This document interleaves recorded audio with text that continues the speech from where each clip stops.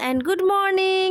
আজ আমার একটা স্বপ্ন পূরণ হতে চলেছে, আর স্বপ্নটা হচ্ছে আমি একটা লাল টুকটুকে বউ সাজবো, একদম লাল শাড়ি পরে। আজ এই স্বপ্নটা আমার পূরণ হতে চলেছে। আর এই স্বপ্নটা পূরণ হওয়ার কারণ হচ্ছে এই ভাই হচ্ছে আমাকে সাজাবে আজকে। আমি ভাইকে অনেক দিন ধরে বলেছি, ভাই আমাকে একটা লাল টুকটুকে বউ বানিয়ে দিবি। আর হচ্ছে এইদিকে তো আমি ব্রাইড সাজবই। আর আজকে এই যে আমি ব্রাইড সাজবো, আমি হচ্ছে আইব্রো সেট করিনি। আর এইদিকে ভাই বললো কোনো ব্যাপার না, তুই চলে আয়, আমি সব কিছু করে দেবো। আর এই কথাটা শোনা মাত্র আমি তো লাফালাফি, রীতিমতো আমি লাফালাফি শুরু করে দিই, কারণ আমার তো খুব ইচ্ছা একটা আমি লাল টুকটুকে বউ সাজবো। বউ তো সাজবো, কিন্তু আমি তো খুশিতে পাগল হয়ে গেছি যে আমাকে বউ সাজার পর আমাকে কীরকম লাগবে দেখতে। আর এই দিকে তো আমি ক্যামেরা চালু করে দেখি আমার মুখ সাদা হয়ে গেছে, মানে একদম অন্য লেভেলের, পুরো অন্য লেভেলের। আমি তো পুরো খুশি, একদম এত খুশি কি বলবো।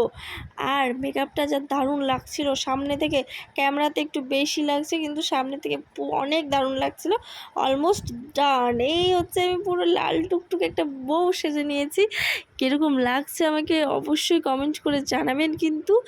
সো এই হচ্ছে যে শাড়ি গহনা সব ছিল, এগুলো রেন্টে ছিল।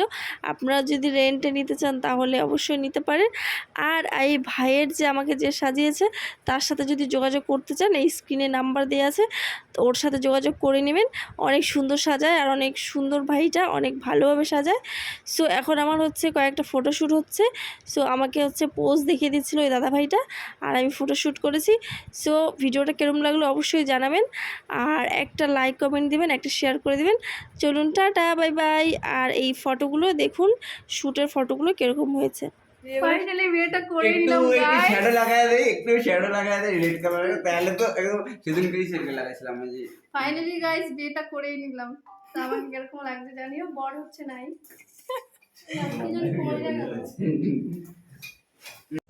ভাল লাগে হাতে তোর হাত ধরে, ভাবনা তো রাত দিন রাত ভোরে ভাল লাগে।